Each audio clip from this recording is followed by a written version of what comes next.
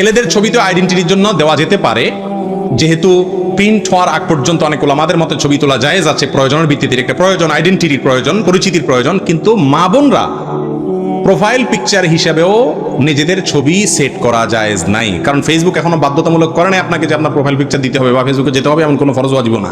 অতএব মেয়েরা যদি নিজেদের কোনো ছবি, উন্মুক্ত কোনো ছবি, সেটা মুখ খোলা হোক অথবা যেভাবেই হোক, এটা যদি ফেসবুকে আপলোড করেন প্রোফাইল পিকচার হিসাবে, অথবা এমনি আজকাল দেখা যায় যে এমনিতেই ফুর্তি পার্তার ছবি, একটু ওই হোটেলে দুজন মিলে একটু এক কাপ কফি খাইছে, ওইটাও ছবি তুলে দেয় অমুক হোটেলে খাইতেছে। মানুষ এমন বেহায়া হয়েছে আজকাল যে আপনি যেভাবে কফির ছবি তুলে দিতেছেন, মনে হয় যে কফি আপনার 14 গোষ্ঠী চোখে দেখে নেই। কারণ যে সকাল বিকাল খায় সে তো এটা ছবি দেওয়ার কথা না ফেসবুকে। এটা মহিলা পুরুষ না, এক্ষেত্রে একই হামাম মে সারে নাঙ্গে, এক্ষেত্রে সবাই এক, ঠিক না? ঠিক। তো এই জন্য এই কাজগুলো করা যাবে না। বিশেষ করে মা বোনরা অনেক দায়িত্বশীল হতে হবে। আর ছেলেরাও অযথা সেলফি, আপনার ওই হোটেলে খাওয়া ছবি, আরে পরোটা একটা প্লেটে আছে ওইটাই ছবি তুলে দিয়ে দিতেছে, খাইতেছে, 14 গোষ্ঠী মনে হয় যে পরোটা চোখে দেখে নেই। এগুলো উচিত না, ভুল কাজ। জি।